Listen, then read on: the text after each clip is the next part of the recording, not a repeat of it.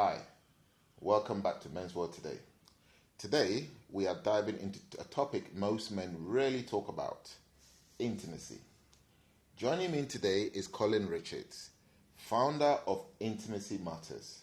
Colin has spent over 2 decades helping single men, women, and couples rebuild confidence, deepen communication, and experience real intimacy without the shame of pressure that so often holds us back. This conversation is about honesty, awareness, and reclaiming connection. The kind that changes how we live and love. So Colin, thank you so much for coming to My pleasure, George. MensWorldToday.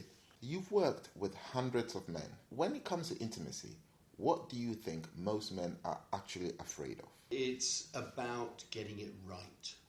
That's what I think most men are afraid of.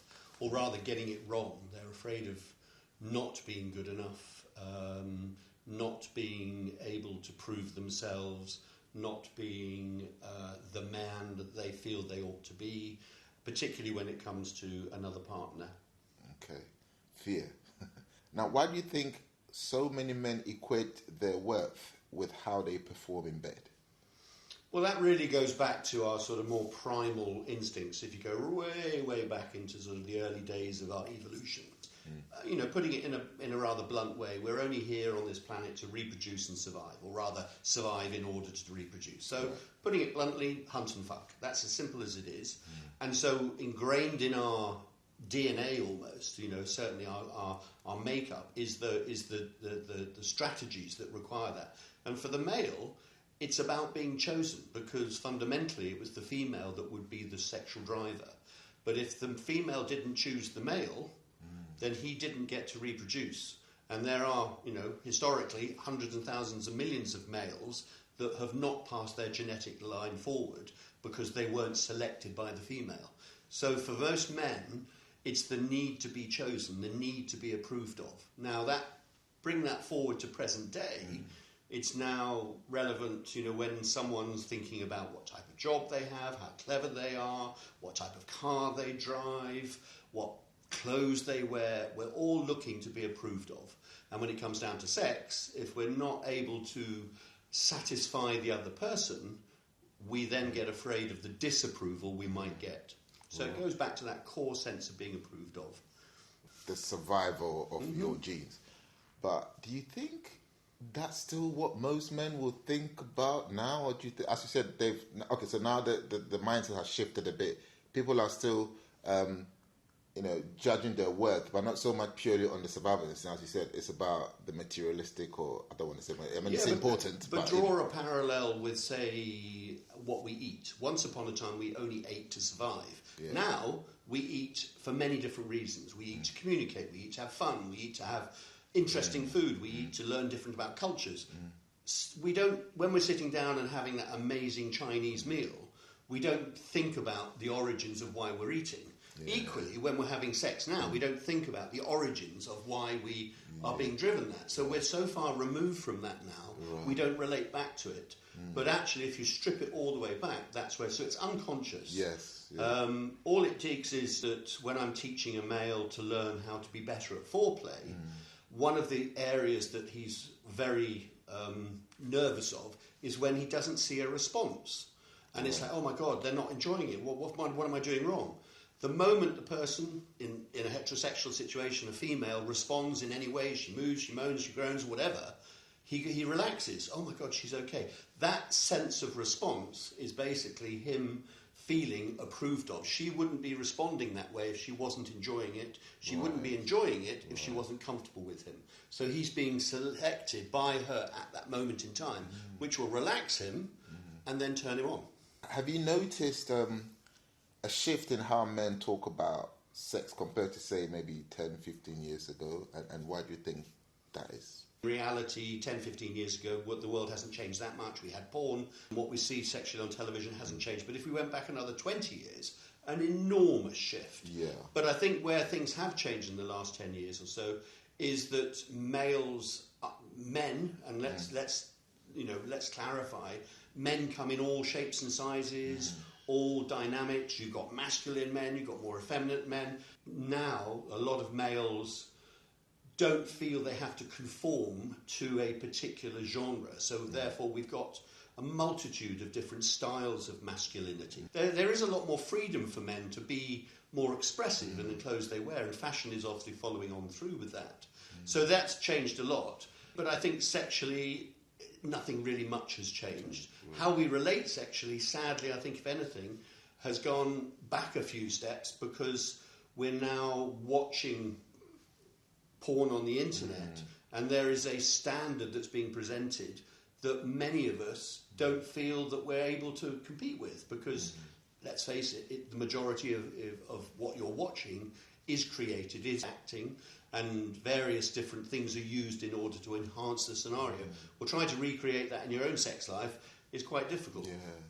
How much do you think porn shapes how men's idea of sex and what sex should look like? And as you said, people want to perform, create what they see on television, but that's not realistic. It's a bit of a double-edged sword, because on the one hand, if it hadn't have been for the internet and subsequently the more availability of porn, men, women, everybody, we'd have less education. Yes. You know, I come from an era where it was a magazine on the top of a shelf. Right. And even that, you had to be brave enough to take it off the shelf and go, you know. And then we had videos came in, and it was like, you know, they were very sanitized. So I didn't learn anything from those magazines or those videos. I learned by default from talking to the odd mate. I don't even remember doing that. Certainly my parents didn't talk to me. So my sex education was really just instinct. Whereas now, on the plus side of porn, at least there is information coming through. Albeit, it's a bit like, I suppose the analogy would be to say, you know, if you're going to learn to drive, don't watch somebody driving a Formula One racing car, because you're never going to drive that. You're going to drive a nice, you know, Fiat Gear or something on the motorway. Yeah. So I think that's what porn does, is it takes us to an extreme that is not real. Right. So we have to pull back. But nevertheless, we still get to learn to drive. You know, we know where the steering wheel is. We know where the gear stick is by watching the Formula One. We know that. But so the basics of porn do teach things. The downside of it is that you don't have to be with somebody in order to enjoy porn. For men who have an element of anxiety around performance or self-esteem, or maybe they're self-conscious or something like that, being with another person, or maybe they had an experience in the past that causes them to be anxious anyway. They have an anxious disposition, or maybe they're on, for want of a better word, the neurodivergent spectrum. And when they're with a second person, that anxiety rises, and therefore their performance gets affected, because we're not designed, as I said, to be anxious and have sex at the same time. We've got to be relaxed. So what happens then is they go, well, actually, when I sit down in front of my computer screen and I do this and I'm watching this, there's nobody else in the room. I'm nice and relaxed, and boy, do I get a great hard-on. So that suddenly becomes their very safe place. Right. And it's much easier for them to, should we say, enjoy their sex life, albeit on their own with their right hand and a bit of oil, than it would be to interact with another person. And I do come across situations, even in couples, where that's what's happened. You know, over 5, 6, 7 years down the line of a marriage or a relationship, the sexual connection, as the intimacy's gone, he's still getting horny, he goes off, fits on his computer, that sorts him. Men are fortunate in the fact that it all can be done in 15 minutes if necessary. And so suddenly their sex life becomes 2 separate rooms. Right. That's interesting you say there's an educational side of porn. And it's also, porn sadly is quite misogynistic in the way it presents sexuality. It's very much the male dominating the female. And, you know, I think we need to see more female-generated porn, and even changing the term porn. There needs to be another terminology that presents it in a more intimate, real, emotional way, rather than just hardcore physical stuff, which is really actually quite boring.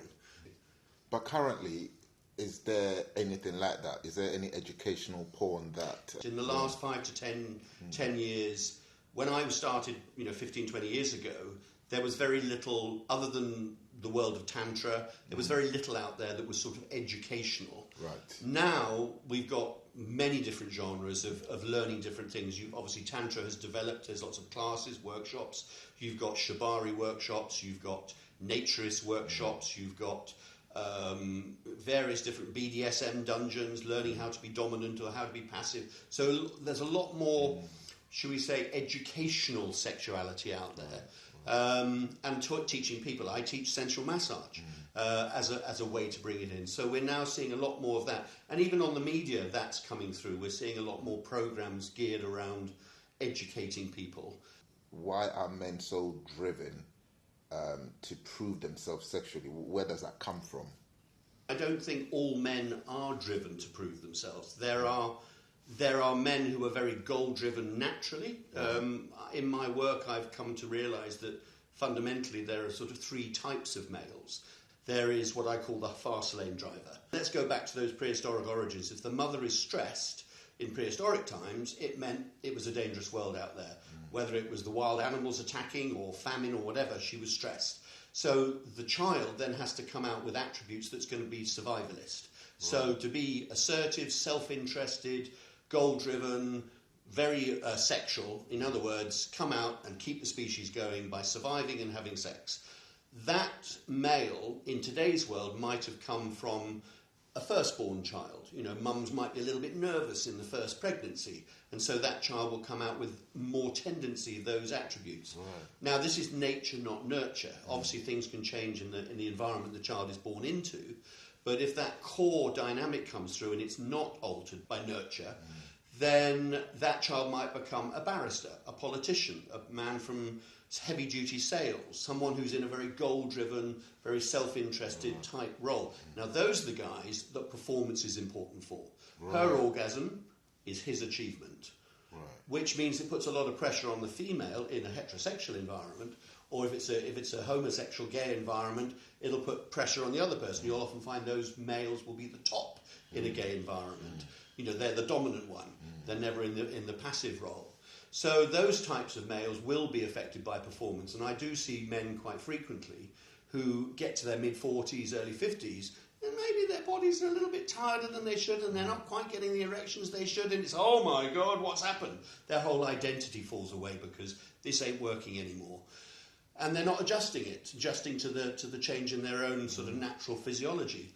That's that type. Then you've got the next type, which I call slow lane drivers, who are the antithesis, and they generally come from very de-stressed pregnancies, tend to come out with much more creative tendencies, good communicators, very other people focused, very empathetic. Now they are triggered by intimacy and connection, because back in the hunter-gatherer cave, they were the ones that kept the community. If it's a safe world out there, now's our chance to build this community. So let's look after everybody, look after the females, look after the offspring. So they're naturally focused on that. So solicitors, accountants, human resources, therapists, hospitality, people who do that. That's an innate tendency to be very empathetic and compersive. And then the third type are the academics, what I call the hard-shoulder guys, the ones who read the manual.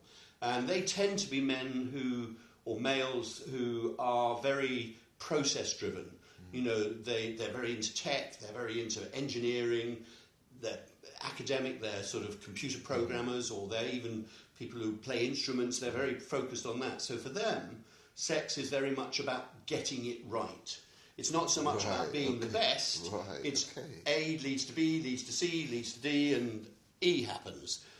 And they get stressed when that doesn't work. So for a female in a relationship with a man like that, sex will become quite monotonous because he will always follow the same line. He's the guy who can easily build an IKEA cupboard, you know, but if there's a component missing, he's thrown. He can't adapt. That's very interesting. Well, guys, which one do you fall in? I think I know which one I fall into. What happens emotionally to men when they kind of let go? It's not about letting go of the ego. It's about transferring your attention towards the other person.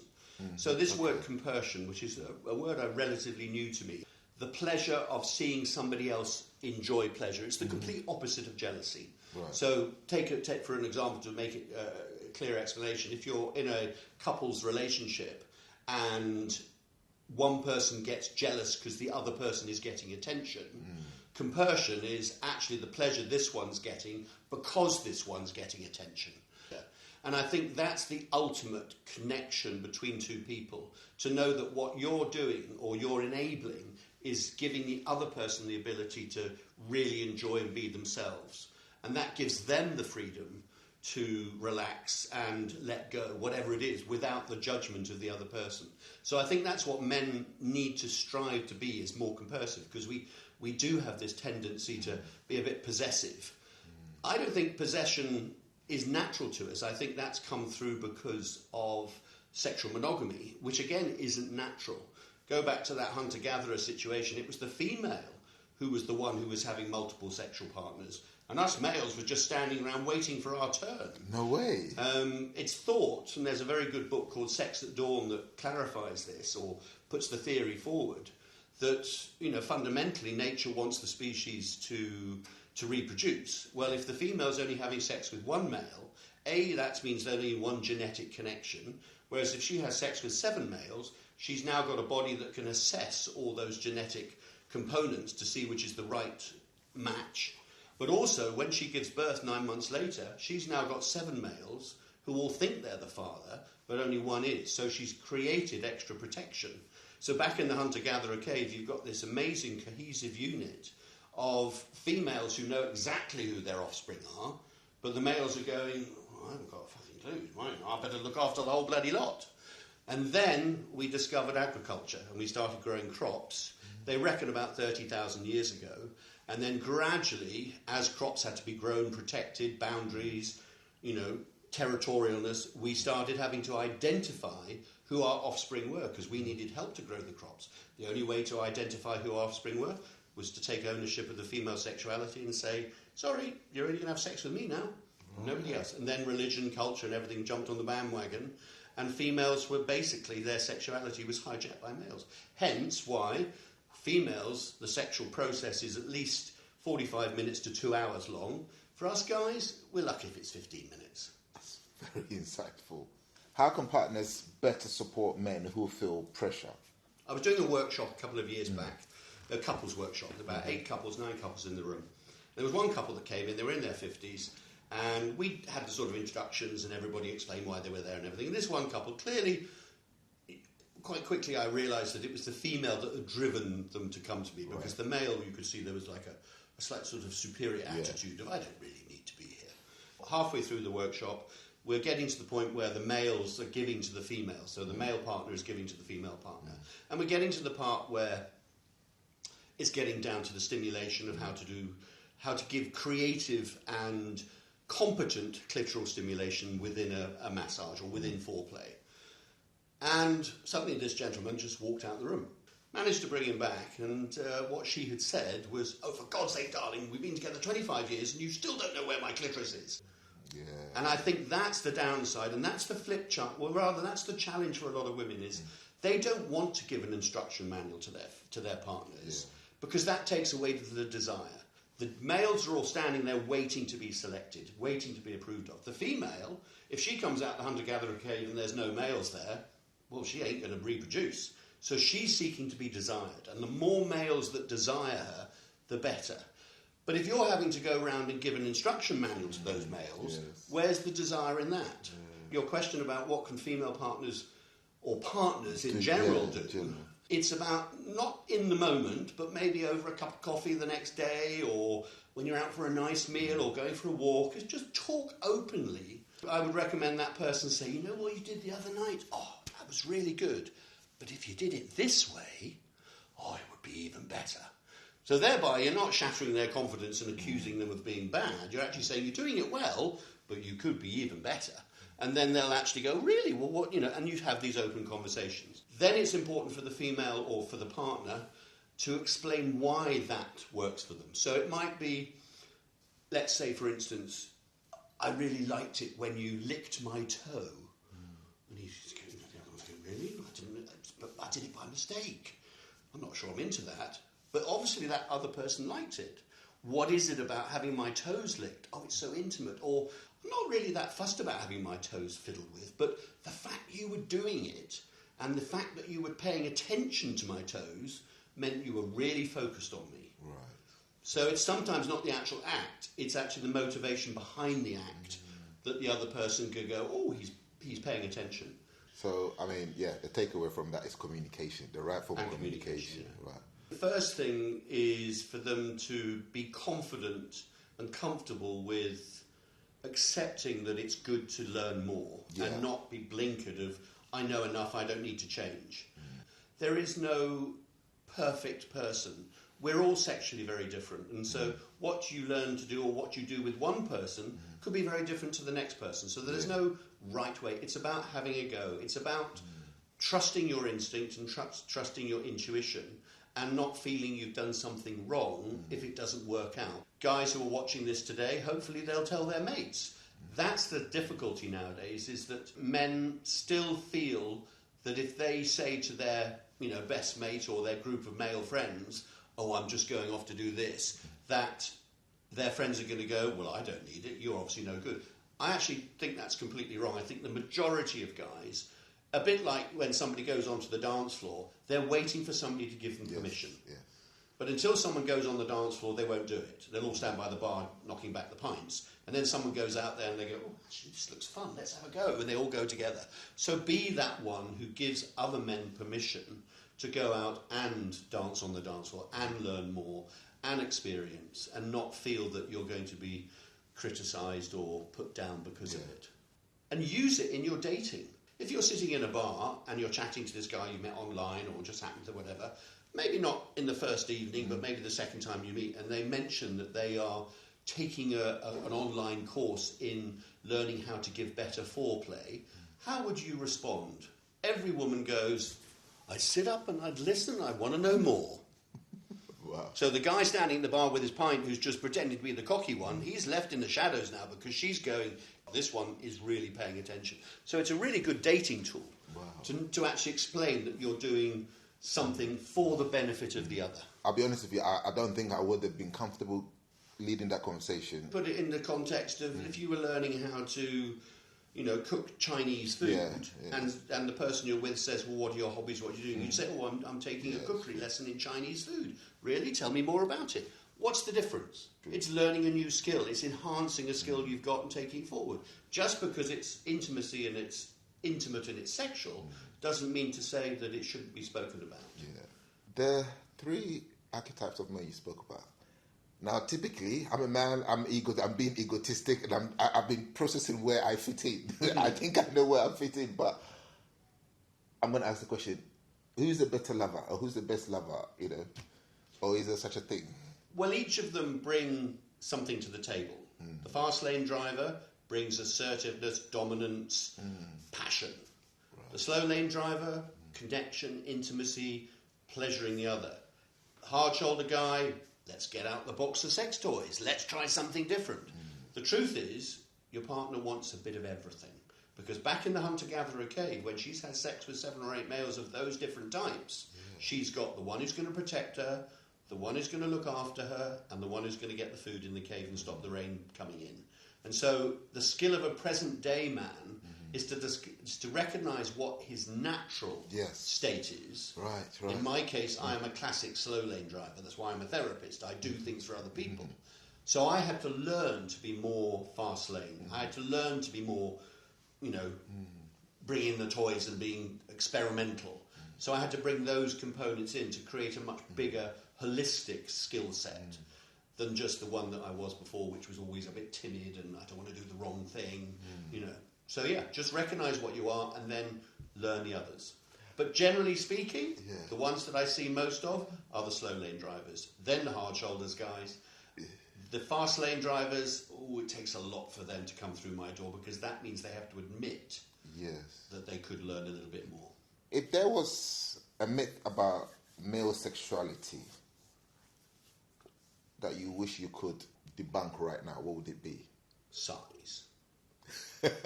And again, that's where porn, you go onto every single porn site and the guy's walking around with an 8 to 10 inch minimum. Yeah. Certainly in the Western Hemisphere, the average penis size is 5.5. Right. Yes, there are other countries that have got bigger, but generally speaking. And so, the majority of people are not going to have these enormous, great appendages. But it does mean that those that don't often invest in more style, technique, creativity. And I think that's the important thing, is that, so I think for partners, they want to have a whole spectrum of different experiences. And for men not to get hung up on, whether it's hard enough. If he has got abilities with hands, mouth, tenderness, creativity, imagination, spontaneity, start seducing your partner on the tube, in the taxi, walking through the woods. It doesn't always have to be in the bedroom or, just because you come home from the office and you're horny. Be creative with it. So I think there's a tendency that, men seem to think that size is important. I'm not saying it isn't for partners, but it's not the be-all and end-all. If you could leave our listeners with one sentence about true intimacy, what would it be? I mentioned the word compersion earlier on. Yes. I did like that, actually. And I think the important thing is, compersion is the quiet superpower of intimacy, giving the other person the opportunity to be who they want to be. And that gift is compersion. And I think if you bring that into not just your sex life, in your day-to-day life, it's a very powerful thing. I've got a network called Central Connect, which is a group of people who I've brought together over the years, who've been to me for clients as appointments, who've done workshop classes.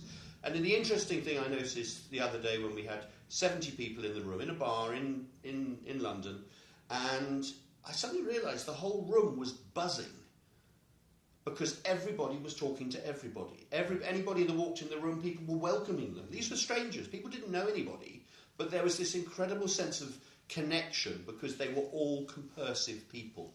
They enjoyed making other people happy. So it was a unique group of people where you didn't have the egotistical one, you didn't have the quiet, shy, introverted one, you didn't have the dominant one in the corner. They were all people who looked after other people. Engage, try and have a conversation with people. It doesn't just have to be in our sex lives, it can be generally. And who knows what opportunities that might open up. Well, guys, there's been a lot to take away from this conversation with Colin, but I'm liking that word compersion and the process of creating compersion, what you get from compersion. And I think actually doing something that creates an atmosphere where people feel comfortable around you, where everybody's happy around you, that having that energy flow around you, I think it will help you to move on in a more positive way. Although we're based on sex, I think we can relate that to so many areas in our lives. And as you know, with MensWorldToday, we're all about encouraging men find things that helps us to live a more positive, holistic way in our lives. So thank you so much for listening. If you want to see Colin, his website is intimacymatters.com. He's based in... Well, I'm fairly central. Yeah. And based in Sloane Square, Chelsea at the moment. I see clients on a one-to-one basis. I see groups. I see couples. We do events. But also I do workshops teaching men how to give to women, women how to give to men to men, women to women. Doesn't matter. It's about learning skills and giving you the opportunity to really enjoy the compersive nature of yourself and how you can give that to other people. And my website is www.intimacymatters.co.uk. So there you go, guys. Thank you so much. Until next time, this is not the last we've heard from Colin. We're going to be meeting Colin again very, very shortly. Thank you for watching Men's World Today. If you like what you saw, subscribe, leave a comment. So until next time, guys, take care of yourselves and have a good day.